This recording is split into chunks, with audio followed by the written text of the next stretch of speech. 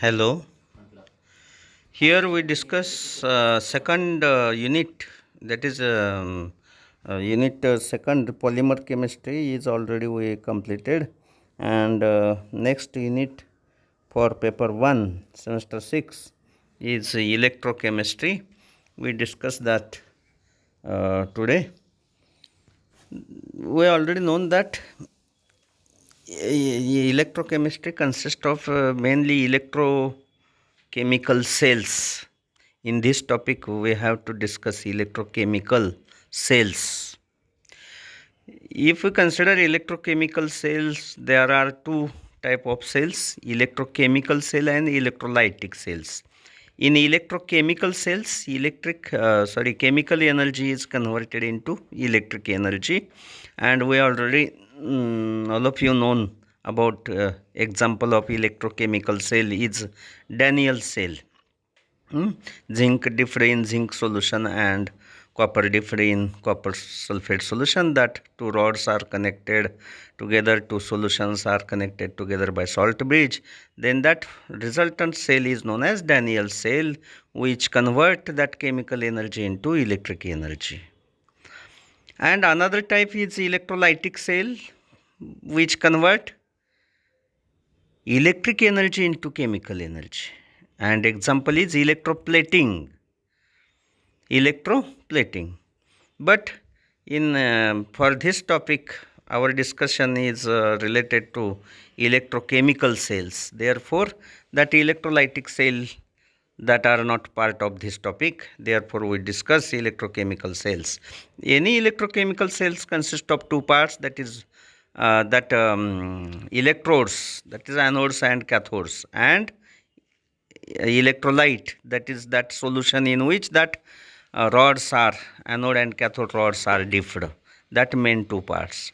Then here we first discuss about um, that electrolytes, that solution which able to conduct electric current, that are known as electrolytes. And in electrochemical cells, that is important part, electrolyte is important part, because that rods are dipped in that electrolyte solutions.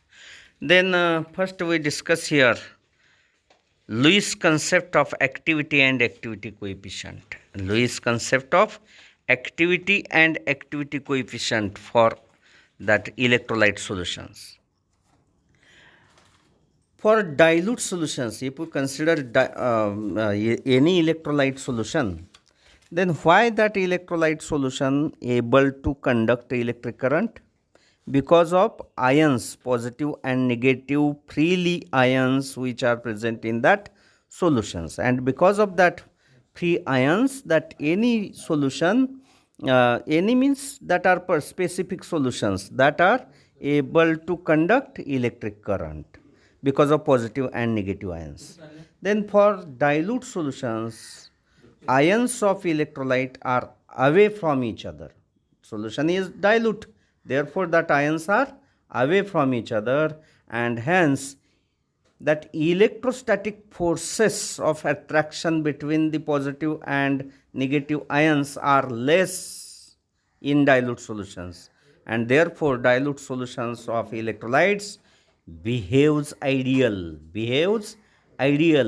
and as concentration of that electrolyte solution increases, that non-ideal behavior of that solution also increases, because interionic forces of attraction between positive and negative ions increases. For ideal solutions, for ideal electrolytes that are completely dissociate in solution, that are completely dissociate into ions, and all that ions are freely available for conduction of electric current in ideal solution, and therefore that ideal solutions, for ideal solutions effective concentration is the same as actual concentration, because effective concentration means concentration of ions that are useful actually useful for conduction of electric current. And actual concentration means we consider that we how much quantity we taken, that one is nothing but actual concentration, and that useful concentration is effective concentration. And for ideal solutions, that effective and actual concentration is same. And for concentrated solutions, non-ideal behavior increases, and electrolyte is not completely dissociate in solution, and therefore all that ions are not freely available for conduction of electric current, because of interionic forces, and some amount remains in a non-dissociate form. Therefore, for non-ideal solutions, and actually all that actual solutions are non-ideal, remember that. And therefore for non-ideal solutions, the effective concentration is not same as actual concentration. Useful concentration is not same as a concentration taken, actually amount taken.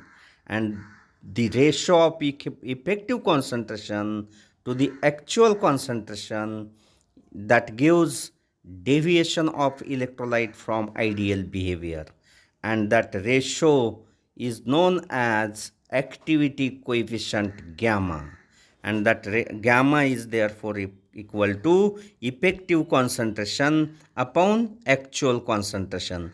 That is, effective concentration is say small a, and concentration actually amount taken, actual concentration is considered small m. Therefore that gamma is equal to a upon m, and therefore activity of any solution, any electrolyte, activity A is equal to m into gamma. M is here molar concentration, actual concentration, and gamma is activity coefficient. Activity is therefore m into gamma. For positive and negative ions, for positive ions, activity is equal to activity of positive ions is equal to concentration of positive ions into activity coefficient, that is m plus into gamma. And activity of negative ions, that one is equal to concentration of negative ions into activity coefficient, that is m minus into gamma. That excellently actually activity a plus minus, small a base to plus minus, for solution, whole solution that contain positive and negative ions. And actually activity for independent ions, positive ions and negative ions, that not possible to determine individual activity of positive and negative ions, but we can determine whole activity together, that is activity of positive ions and negative ions together, that is a plus minus, we can determine experimentally together activity of positive and negative ions. For that purpose we consider electrolyte AXBY, which dissociate as AXBY is that dissociate in solution as X number of A plus ions and Y number of B minus ions. And activity of that solution together, positive and negative ion activity, is given as A plus minus is equal to active A plus raised to X, A minus raised to Y. Then from equation 1 we already known that A plus is equal to m plus into gamma, and A minus is equal to m minus into gamma. Substitute that values here, then that equation become A plus minus is equal to m plus into gamma raised to x, m minus gamma into y raised to y.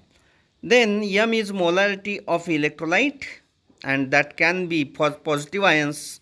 That concentration of positive ions in solution can be determined as a x into m, and negative ions m minus can be determined as y into m.